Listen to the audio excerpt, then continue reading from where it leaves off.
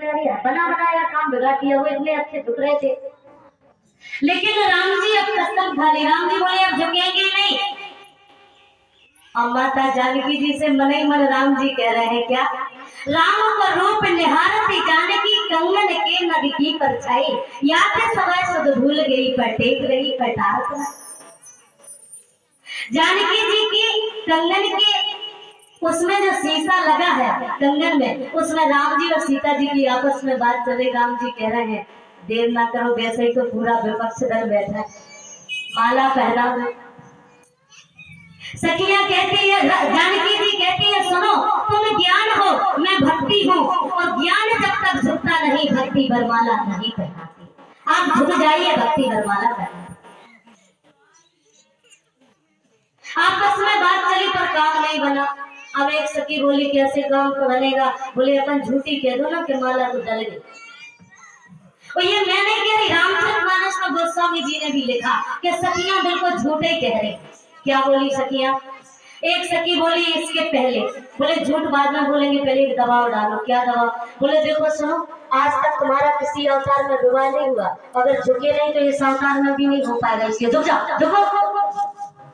अब राम जी ना झुके। राम जी बोले पहले ये बताओ तुम्हें हमारा कैसे पता कि हमारे बहुत अवतार हो चुके। सखियां जनकपुर की बोली हम तुम्हारे कठिया है, इलाहाबाद में रहते ना वो कठिया, वो कहते दादाजी के दादाजी के दादाजी के दादाजी का नाम बताए है?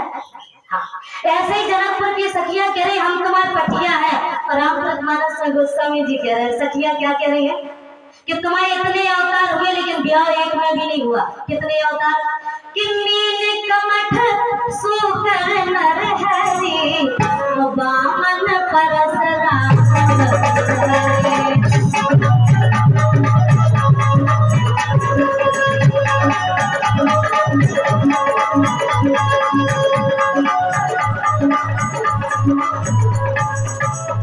बोले सुनो तुम्हारा मत्स्य अवतार, कच्छप अवतार, हरग्रीव अवतार, बराह अवतार, परशुराम अवतार, जो का ब्याह हो। राम जी बोले लक्ष्मण जी की तरफ देख के कि बहुत कर लेंगे। लक्ष्मण जी बोले तो मुड़ी का खुदा रहती है, झुक जाओ झुक जाओ तो हो जाएगा। राम जी बोले झुकेंगे तो झुक नहीं सकते।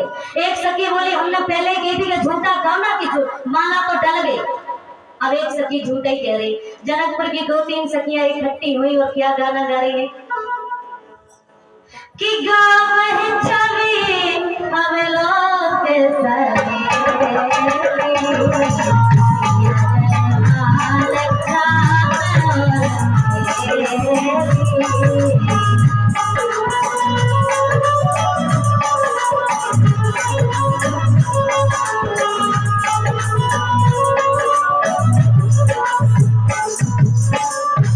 गोस्वामी जी रामचरितमानस में बिल्कुल झूठा लिखा है क्या, माला डली नहीं लेकिन लिखा है क्या लिखा।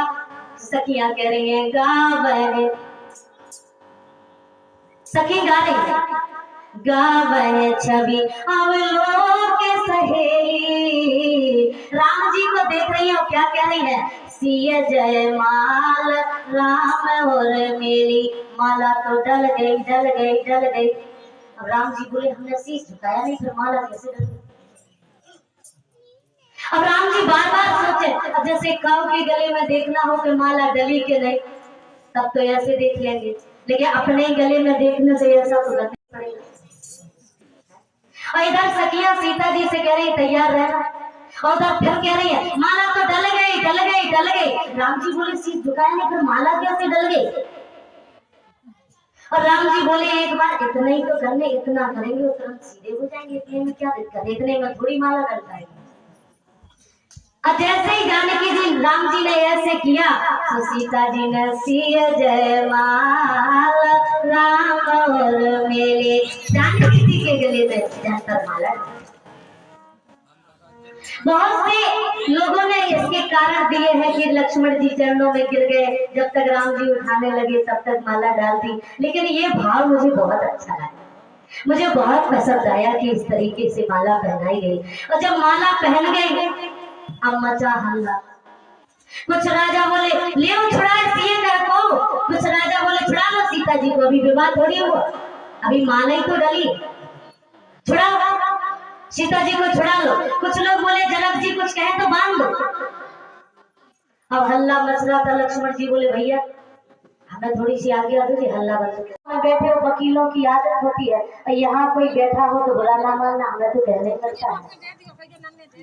अब वकील साहब नाव में बैठे बोले क्यों? केवट पृथ्वी सूर्य के चक्कर लगाती है कि सूर्य पृथ्वी के? केवट बोला महाराज हमारा पर आदमी हो तो नाव चलाओ जो हम नहीं जानते। बोले राम राम राम, तेरी तो पाव भर जिंदगी पानी में। थोड़ी देर नाव और तालाब में अंदर पहुंची। केवट से वकील साहब बोले क्यों? सूर्य की किरणें कब पृथ्वी पर सीधी पड़ती हैं? बोले महाराज एक बार कह जाए कि हम पढ़े लिखे नहीं है, हम जो नहीं जाना था आपको कुछ और पूछो। बोले राम राम राम, तब तो तेरी आधी जिंदगी पानी में गई। और इतने में नाव पहुंची बीच तालाब में। अच्छा तूफान उठा और नाव डगमगाने लगी और नाव में भर गया पानी। केवट बोला महाराज अभी एक प्रश्न हम तुमसे पूछे। वकील साहब बोले पूछो। अब वो तो तुम्हें पूछो। केवट बोला तुम्हें तैरना आता है? बोले नहीं। बोले तो तुम्हारी तो सभी जिंदगी पानी में। सोचिए जिसको इस भाव सागर में जीना नहीं आया उसकी सारी जिंदगी पानी में चली जाती, बेकार हो जाती। और इधर भगवान प्रभु श्री राम लक्ष्मण सीता और गुरु के समेत केवट पार करते हैं। सरसर की पावन बालू में खड़े हो जाते हैं। गोस्वामी जी लिखते हैं कि उतर ठाड़ भये चोरे शरी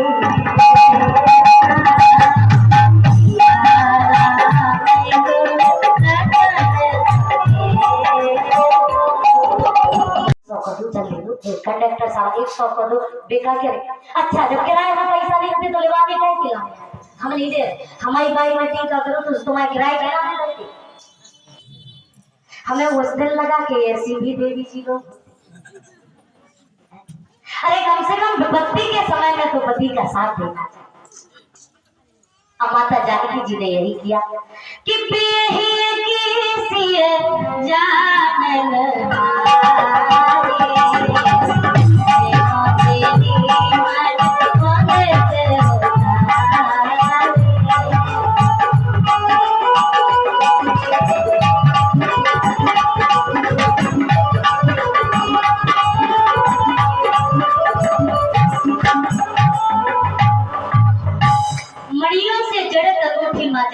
जानकी जी ने उतार दी। अब भगवान कहने लगे केवट से बोले कहे कृपाल ले उतराई। जैसे उतराई के लिए कहा तो केवट चरण गहे अकुलाए। केवट चरणों में गिर गया। प्रभु एक पिता जनक जिन्होंने माता जानकी जी का कन्यादान किया और भक्ति स्वरूपा बेटी आपको दान में दे दी, और मैं भी माता जानकी का पिता हूँ और मैं कैसा पिता कि अपनी बेटी की अंगूठी ले लो? नहीं, मुझे अंगूठी नहीं चाहिए प्रभु, मुझे तो एक काम करना। आज आप हमारे घर पर आए थे और प्रभु एक बात बताओ ना, असलियत में नाव किसकी पार हुई है? नौका तो मेरी पार हुई है। आप उसमें बैठे ना होते तो ये नौका भवसागर में डूब जाती। गोविंद आप बैठ गए तो ये नौका भवसागर से पार हो गई। और फिर अगर उतराई हमें आपसे इसलिए नहीं चाहिए कि एक बस की जैसे कंडक्टर हो तो उनको किराया नहीं लगा, जैसे स्टाफ का कहाँ किराया लगता है।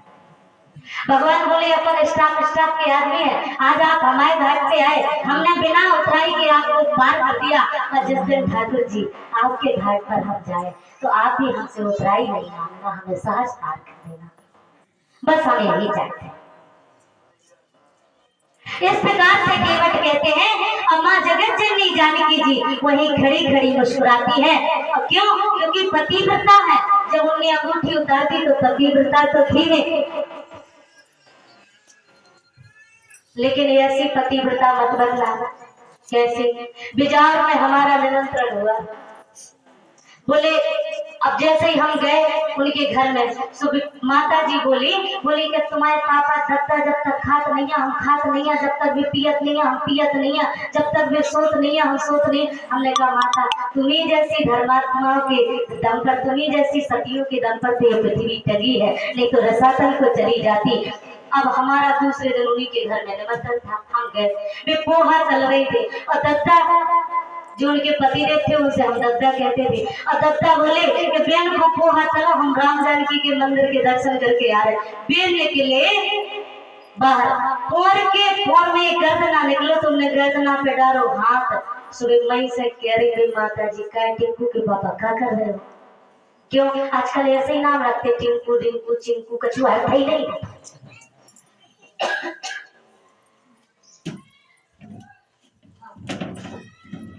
तो बोले टिंकू के पापा क्या कर रहे? बोले कछुआ तुम्हें क्या लेना देना, तुम पोहा तलो। बोले नहीं तुम क्या ढूंढ रहे? बोले कॉलेज की डिग्री आ रही, जब तक तुम पोहा तले जूतल तक कॉलेज कर ले।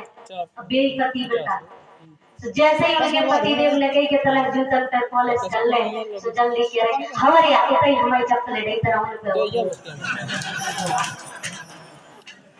हमें हॉस्पिटल लगा कि ऐसी भी पतिव्रता होती है। लेकिन जो माता जी लोग यहाँ बैठी है तो बिल्कुल पतिव्रता है।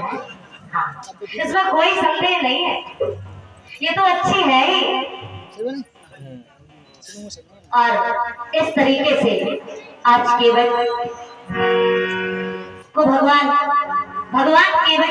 केवट भगवान को पार करते हैं और माता सीता गंगा माँ की पूजा करती है। और एक छोटा सा भजन आप लोगों के बीच में, कथा यहाँ पे विराम